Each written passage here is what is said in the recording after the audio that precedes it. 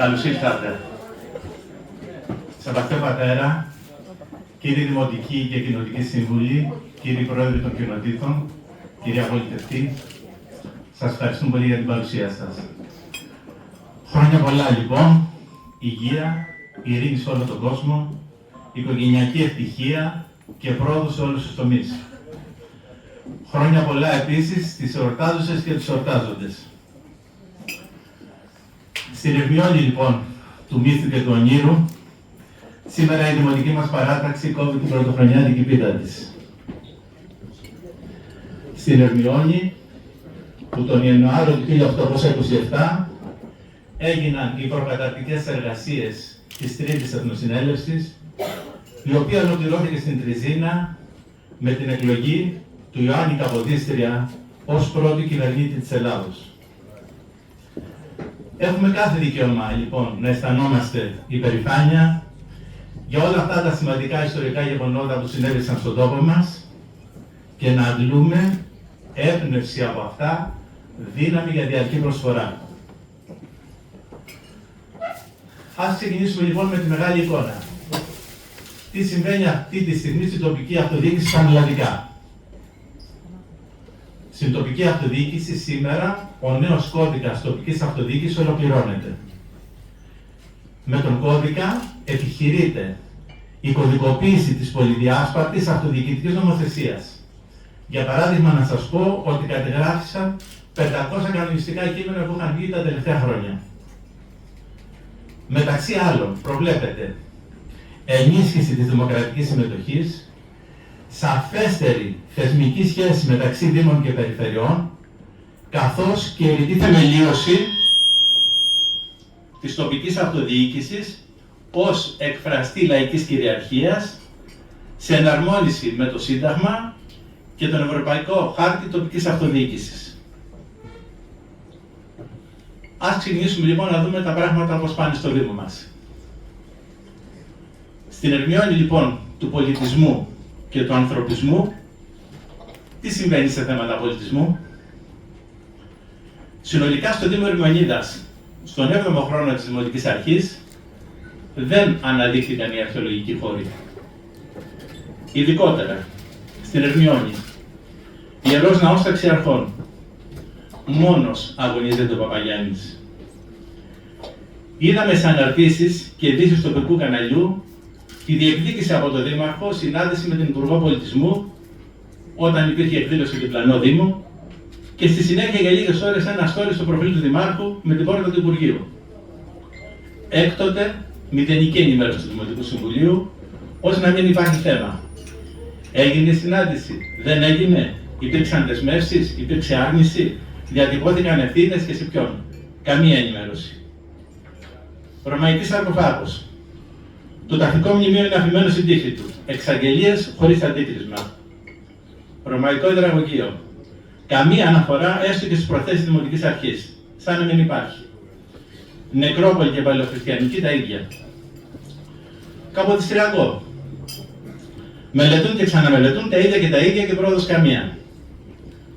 Με βάση τα δικά τους στοιχεία που οι ίδιοι παρουσιάζουν, στον απολογισμό του 23 ανέφεραν ότι πληρώθηκε μελέτη για το κτίριο.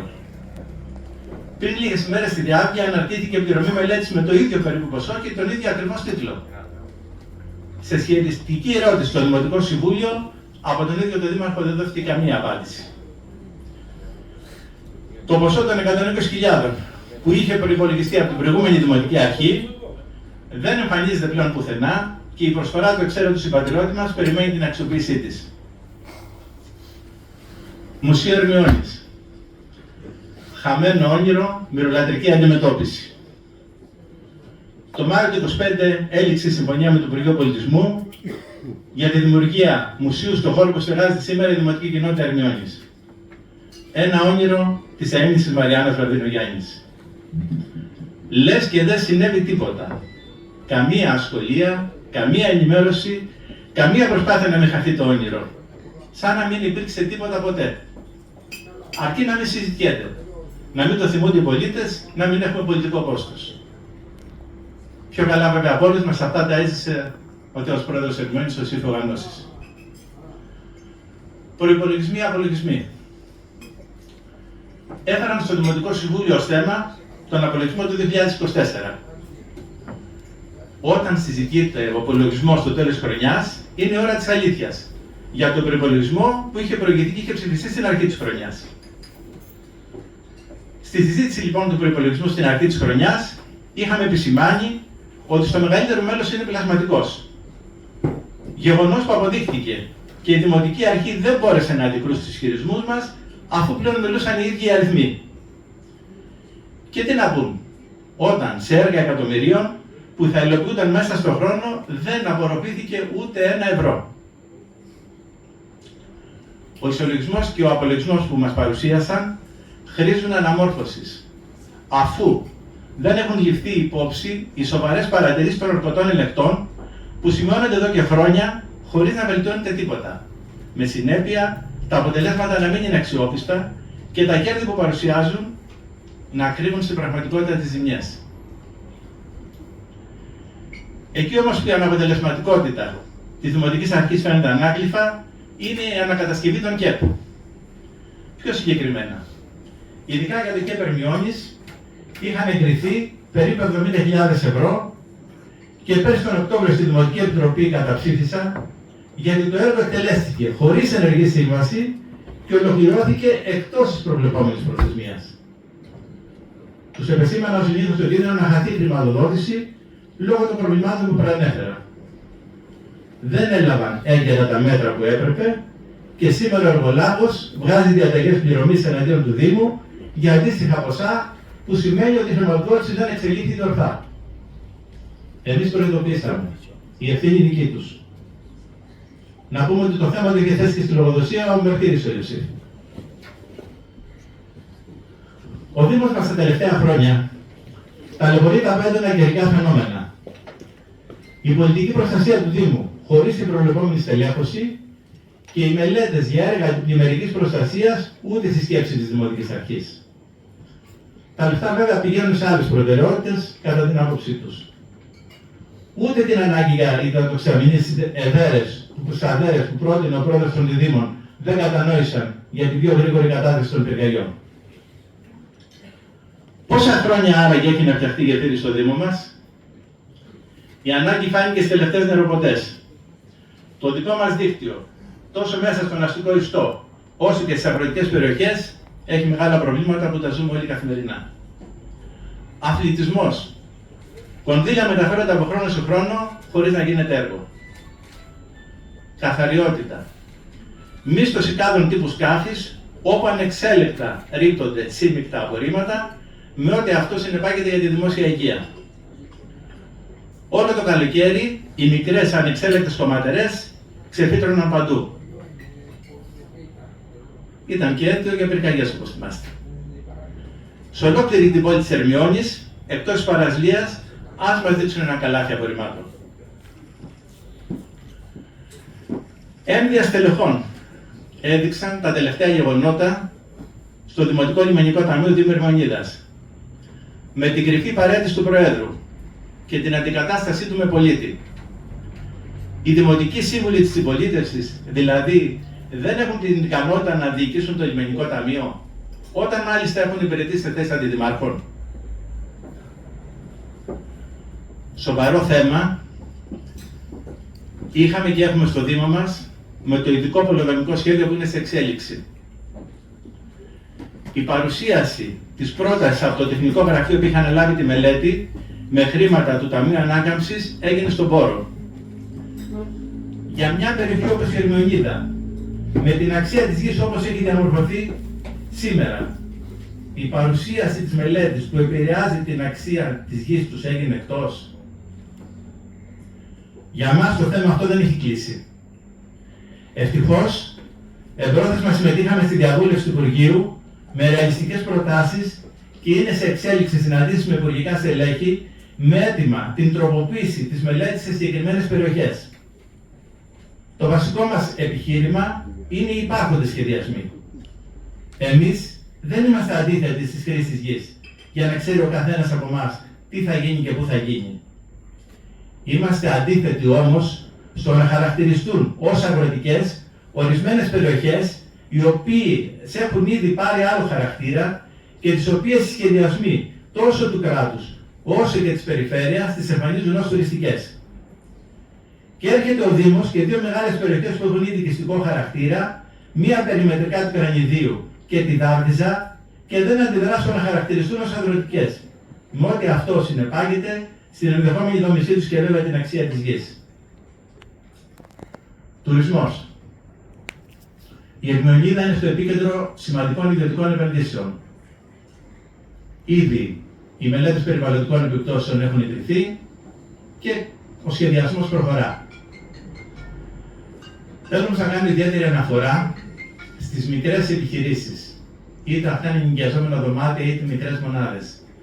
Είτε είναι επιχειρήσεις επισητιστικές, εστιατόρια, καφετέριες. Γιατί αυτοί είναι που κράτησαν ζωντανό τον τουρισμό στην Ερμιονίδα. Ξέρουμε πολύ καλά ότι οι μεγάλες ξενοδοχειακές μονάδες κάποια στιγμή έκλεισαν για διάφορους λόγους που βέβαια πρέπει να το δούμε, γιατί οι λαοί που δεν ξέρουν την ιστορία τους είναι υποχρεωμένοι να τις αναζήσουν. Πρέπει κάποια στιγμή αυτά να τα δούμε, γιατί από την κορυφή φτάσαμε εκεί που φτάσαμε. Να κλείσουν όλες οι μονάδες. Αυτή όμως την υπερδεκαετή περίοδο κάποιοι κράτησαν ζωντανό τον τουρισμό στην Ερμιονίδα. Τον προορισμό, τον τουριστικό Ερμιονίδα. Και αυτοί είναι οι μικρές επιχειρήσεις. Τώρα λοιπόν που είναι ξανά στο επενδυτικό ενδιαφέρον των ιδιωτών των μεγάλων, το κράτος, ο Δήμος, όλοι εμείς πρέπει να θυμόμαστε και εκεί κράτησαν το όραμα ζωντανό του τουρισμού. ΔΕΙΑ Ερμιονίδας. Ανυπαρξία ιεραρχικής δομής στην επιχείρηση. Ο νομοθέτης το 1980 δημιούργησε τις δημοτικές επιχειρήσεις για να έχουν μεγαλύτερη ευελιξία, για να μπορούν να λειτουργούν με κριτήρια ιδιωτικής επιχείρησης και βέβαια χωρίς να αφήνουν το κρατικό τους χαρακτήρα προς τον έλεγχο. Είναι δυνατόν λοιπόν μια επιχείρηση να μην έχει διευθυντή, να μην έχει προϊστάμενο, να έχει μηδενική ιεραρχία? Λέτε ένας πολίτης, πού δεν θα βρει το δίκαιο του με τον υπάλληλο, πού θα πάει να κάνει το παραπονό του? Ή οι προμήθειες, χωρίς να υπογράφουν στελέχη, πώς λειτουργούν? Τα εντάλματα, πώς γίνονται οι πληρωμές, χωρίς να υπάρξει τέλεχος, πρώτη και δεύτερη υπογραφή, πρώτος και δεύτερος υπεύθυνος. Και μάλιστα αυτό συνέβη μετά από 2 διαδοχικές παρατήσεις 2 διευθυντριών. Πέρασε ολόκληρο το 25, καμία αντικατάσταση. Και μετά ξεκίνησε και το 26 και δεν βλέπουμε φως. Είναι λοιπόν δυνατόν να διαχειρίζονται δημόσιο χρήμα, δημοτικό χρήμα, χωρίς να υπάρχει κάποιος που να ελέγχει, υπηρεσιακός παράγοντας εννοώ? Κι όμως, αυτή τη στιγμή έχουμε αυτή την εικόνα στη Δημοτική Επιχείρηση Ίδρυυσης της Ερμιονίδας. Αυτή είναι και η βασική αιτία που εγώ και ο κ. Αποστόλου, που είμαστε μέλη του Διοικητικού Συμβουλίου, ενώ πέρσι είχαμε κάνει μόνο 2 καταγγελίες, που σημαίνει ότι ήταν πολύ σοβαρά θέματα, ένα από αυτά ήταν η τιμολογιακή πολιτική, φέτος έχουμε κάνει 22. Ξαφνικά οι ίδιοι άνθρωποι, δηλαδή τι πάθαμε, αρχίσαμε να κάνουμε αναφορές και αρχίσαμε να κυνηγάμε? Όχι βέβαια. Δεν λειτουργεί τίποτα σωστά, που να μπορούμε να το πιστευτούμε και να πούμε ναι, αυτό είναι σωστό, προχωράει.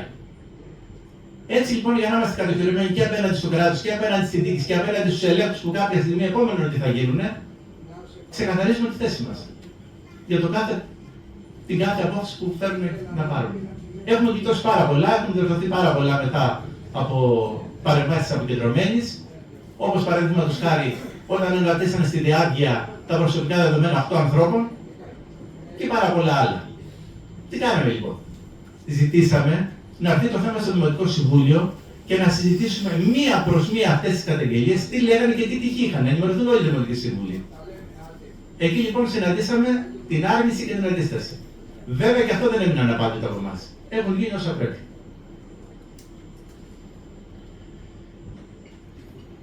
Να πω και 2 κουβέντες, γιατί έχει γίνει μεγάλη συζήτηση για το θέμα του εισαγγελέα. Να ξέρετε ότι έχουμε πάει τουλάχιστον 3 με 4 φορές, αλλά κατά τα ψέματα, ο εισαγγελέας δεν μπορεί να υποκαταστήσει τη διοίκηση ούτε την αυτοδιοίκηση. Είναι θέματα τα οποία εξετάζονται κάποια θέματα, αλλά δεν είναι ούτε στην νοοτροπία μας ούτε στην καθημερινότητά μας να προσφεύγουμε στον εισαγγελέα. Τα πράγματα τα αυτοδιοικητικά πρέπει να γίνονται αυτοδιοικητικά. Όταν βέβαια φτάνει στο προχώρητο, θα πάμε και εκεί, όπως ήδη έχουμε πάει. Τεχνικό πρόγραμμα της ΔΕΙΑΕΡ. Το καταψηφίσαμε όταν το θέλαμε. γιατί είχαμε και την εμπειρία του περσινού. Τι αποδείχθηκε λοιπόν, τέλος της χρονιάς που είπαμε ότι έρχεται η ώρα της αλήθειας. Απετάξανε 4 έργα. Διερευνητική γεώτρηση στη Δημοτική Ενότητα Ερμιώνης, 20.000 ευρώ. Δεν την ονομάζουν, γιατί θα ομολογούμε ότι είναι η γεώτρηση που είχαν τάξει στο ηλιόχαστρο. Είχαν πει στους κατοίκους θα κάνουν μια γεώτρηση. Όλη τη χρονιά στο τεχνικό πρόγραμμα, το Δεκέμβρη μήνα εκτός. Πάλι. Μεταφορά κεντρικών αγωγών διανομής ύδατος κοινότητας Πορτοφιλίου, 15.000 ευρώ. Το βάλαν στην αρχή της χρονιάς, στο τέλος της χρονιάς εκτός. Μεταφορά αγωγού αποχέτευσης εκροής του εργοστασίου επεξεργασίας λιμάτων Κρανιδίου, 25.000 ευρώ. Μπήκε στο τεχνικό πρόγραμμα στο αρχικό, Δεκέμβρη εκτός. Μελέτες τεχνικών έργων, δίκτυο ίδρυυσης στη Δημοτική Ενότητα Κοιλάδας, 15.000 ευρώ. Ίδια πορεία. Αντικατάσταση λοιπόν δικτύου ίδρυσης στην Ερμιώνη. Επειδή πολλούς απασχολεί και εμάς μας απασχολεί και δικαίως. Σας διαβάζω από έγγραφο υπηρεσιακού παράγοντα. Δεν βάζω ούτε μία λέξη δική μου. Λέει: το δίκτυο έχει κατασκευαστεί προ 10 ετών τμηματικά, χωρίς την ύπαρξη και τήρηση κάποιας ενιαίας μελέτης. Οι επεκτάσεις και αντικαταστάσεις γινόντουσαν τοπικά, για κάλυψη συγκεκριμένων αναγκών, ενώ πολλές οδοί δεν διαθέτουν καν δίκτυο ίδρυυσης. Παρουσιάζει πολλαπλές βλάβες, οι οποίες αυξάνονται με πολύ γρήγορους ρυθμούς, αυτό έχει ως αποτέλεσμα συχνές διακοπές υδροδότησης των καταναλωτών, που υποβιβάζουν το επίπεδο διαβίωσής τους και εισχωρούν βιολογικοί παράγοντες εντός του δικτύου ίδρυυσης που ελοχεύει πολλαπλούς κινδύνους για την υγεία των πολιτών. Είναι απαραίτητη και αναγκαία αντικατάσταση. Αυτά λέει ο υπηρεσιακός παράγοντας. Από πλευράς ΔΕΙΑΡ και Δημοτικής Αρχής, ουδέμια κίνηση, ούτε καν από αυτά που τα βάζουν και τα βγάζουν. Τίποτα. Μηδέν, σαν να μην υπάρχει. Αναλύσεις νερού και δημοσιοποίηση αποτελεσμάτων. Η ΔΕΙΑΡ πρέπει να λαμβάνει όλα τα αναγκαία μέτρα ώστε να εξασφαλίζει ότι παρακολουθείται τακτικά η ποιότητα του νερού ανθρώπινης κατανάλωσης. Προκειμένου να ελέγχεται αν το διατηθέμενο στους καταναλωτές νερό πληρεί τις απαιτήσεις των σχετικών διατάξεων. Η ιστοσελίδα της ΔΕΙΑΡ περιλαμβάνει αναλύσεις νερού που έγιναν τον Αύγουστο του 2024. Στην ιστοσελίδα μπορείτε να δείτε ότι μέχρι το 2019 οι αναλύσεις αναρτώνταν κάθε μήνα. Διαχειριστική επάρκεια. Σύμφωνα με υπουργικές αποφάσεις, οι ΔΕΙΑ όλης της χώρας έπρεπε να έχουν καταθέσει φάκελο για τη λήψη της επάρκειας μέχρι 30 Ιουνίου του 2024. Η ΔΕΙΑΡ μόλις τώρα ξεκίνησε τη διαδικασία. Η λήψη της είναι ουσιώδης για την επιτυχή λειτουργία της δημοτικής επιχείρησης. Για να δούμε τελικώς τι θα γίνει. Γιατί για τη λήψη της εξετάζονται παράμετροι όπως η οργάνωση, η λειτουργία και η οικονομική κατάσταση της ΔΕΙΑΡ. Η ΔΕΙΑΡ λοιπόν σε ό,τι αφορά τα οικονομικά της, επισήμως παρουσιάζει ζημιά στο 2023 471.000 ευρώ. Επιπλέον, τα δύο δάνεια που έχει λάβει από το Δήμο Ερμιονίδας, 331.000 ευρώ και 80.000 ευρώ, δεν δείχνει καμία διάθεση να τα αποπληρώσει. Σε βάρος βέβαια των πολιτών. Ο Δήμος της δάνεισε λεφτά που είναι δικά σας, των πολιτών. Εξάλλου, δεν είναι κάτι σύνηθες να απορρίπτει η αποκεντρωμένη τον προϋπολογισμό δημοτικής επιχείρησης, όπως έγινε φέτος με τον προϋπολογισμό της ΔΕΙΑΡ Ερμιονίδας. Μεταφορά νερού με πιτίο στη Δημοτική Ενότητα Ερμιώνης.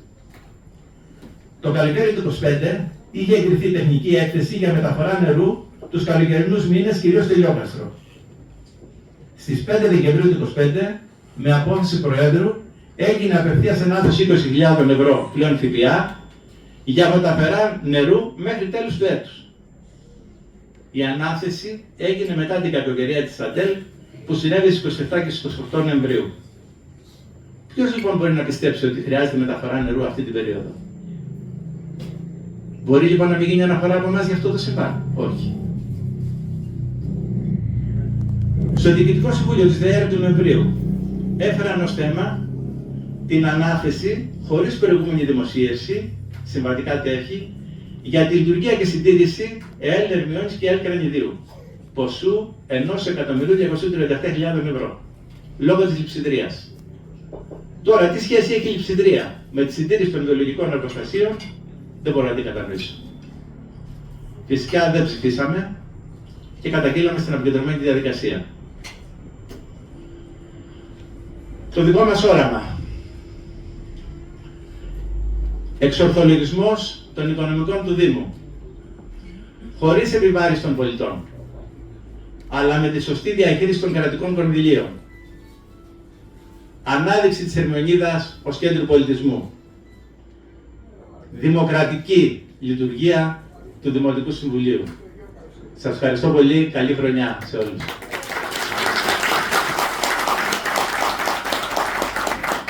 Καλησπέρα σε όλους.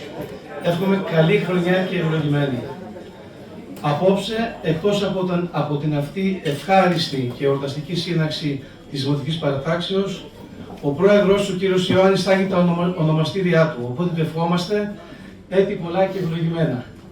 Και διπλές οι ευλογίες, διπλές οι ευχές μας.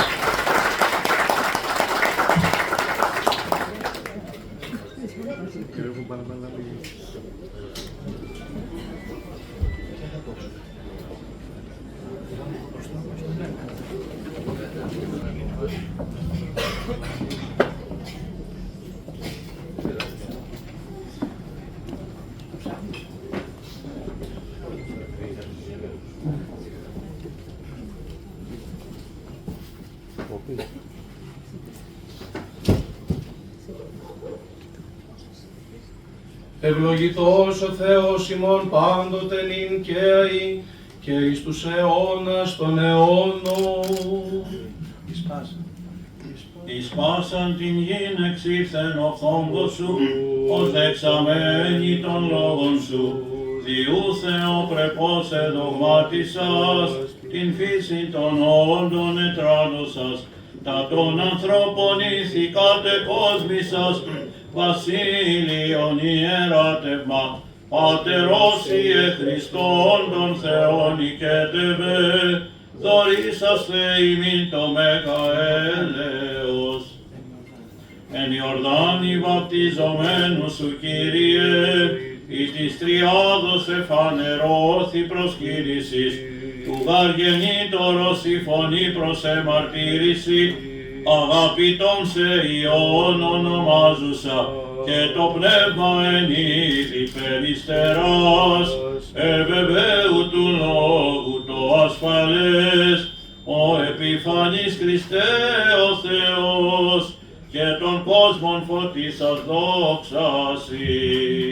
Ελέησον ημάς ο Θεός, κατά το μέγα ελεός σου δεόμεθά σου επάκουσον και ελέησον. Κύριε ελέησον, Κύριε ελέησον, Κύριε ελέησον. Επιδεόμεθα υπέρ των ευσεβών και ορθοδόξων χριστιανών. Κύριε ελέησον, Κύριε ελέησον, Κύριε ελέησον. Επιδεόμεθα υπέρ του Πατρός και Αρχιεπισκόπου ημών Εφραίμ και Πάσης, της εν Χριστώ ημών αδελφότητος. Κύριε ελέησον, Κύριε ελέησον, Κύριε ελέησον. Επιδεόμεθα υπέρ του ευλογηθήνε των νέων εν εαυτόν της Χριστότητος του Κυρίου. Κύριε ελέησον, Κύριε ελέησον, Κύριε ελέησον. Επιδεόμεθα υπέρ ελέους ζωής, ειρήνης, υγείας, παντίας προκοπής και προόδου, της Δημοτικής Ταύτης Παρατάξεως, του Προέδρου αυτής Ιωάννου και πάνω των συνεργατών και μελών αυτής, υγείας και σωτηρίας υπέρ αυτών είπαμε. Κύριε ελέησον, Κύριε ελέησον, Κύριε ελέησον. Ότι ελεήμων και φιλάνθρωπος Θεός υπάρχεις και εσύ την δόξα να αναπέμπομεν, το Πατρί και το Υιό και το Άγιο Πνεύμα την και αεί, και εις τους αιώνας των αιώνων. Αμήν. Του Κυρίου δεηθόμεν. Κύριε ελέησον. Ο των όλων δημιουργέ και Κύριε και Βασιλεύ των αιώνων, ο πολλής εν ελέη και πλούσιος εν αγαθότητη. Ο τα δώρα των μάγων εν Βιθλεέμ προσδεξάβενος, ο άρτος της ζωής ο εκ του ουρανού κατά βάση, ο καιρούς και χρόνους εν της εξουσία θέμενος και τη ζωή ημών ισχύρα σου διακρατών. Επάκουσον ημών δεωμένων σου εν τη ευσύμου ημέρα ταύτη, επί τη εισόδου ημών εις των νέων εν ιαυτών της Χριστότητός σου και ευλόγησον τα δώρα ταύτα, τα προσφερόμενα εις δόξαν συν και τιμήν του εναγής Πατρος ημών Βασιλείου του Μεγάλου Αρχιεπισκόπου Κεσαρίας Καπαδοκίας. Επίβλεψον μεγαλόδωρε εξ ουρανού Αγίου σου και κατάψου θυμάς τους τα δώρα ταύτα ευθρεπήσαντας και τους εξ αυτών μεταλαμβάνοντας τα σεπουρανίους δωρεά σου, ότι επί σύ ηλπίκαμεν το ζώντι Θεό εις τους αιώνας. Ευλόγησον τη δημοτική ταύτην παράταξη, τας εισόδους και εξόδους αυτής και πλήθυνον εν αγαθίστων συνεργατών αυτής και κατεύθυνον τα διαβήματα αυτών προς εργασία των θείων σου εντολών, ότι ου και πάρτο μόνο είστε άνθρωπος πρεσβείες της Παναχράντου και χαριτωμένης Αγίας σου Μητρός και του εναγής Πέτρος ημών Βασιλείου του Μεγάλου και Πάων των Αγίων των Απεώνων σύ ευαρισισάντων. Δόξαση ο Θεός ημωδόξαση. Ο εν Ιορδάνη υπό Ιωάννου, παπτίστην καταδεξάμενος τιμός σωτηρίαν, Χριστός ο αληθινός των ημών. Του τιμίου εδόξου προφήτου προδρόμου και βαπτιστού Ιωάννου την σύναξη πανηγυρικός σήμερον εορτάσαμεν και πάνω των Αγίων, ελεήσε και σώσε ημάς, ως αγαθός και φιλάνθρωπος, εις το όνομα του Πατρός και του Υιού και του Αγίου Πνεύματος. Αμήν. Το πρώτο κομμάτι, στον επιφανέντα Κύριο Ιησού Χριστό,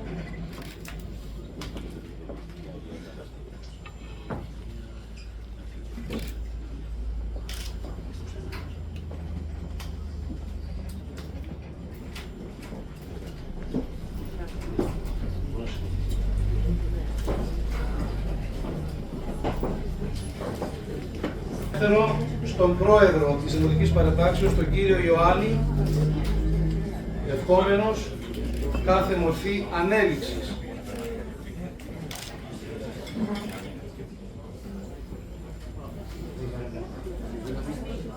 Καλή πορεία σας εύχομαι. Ιωσήφ.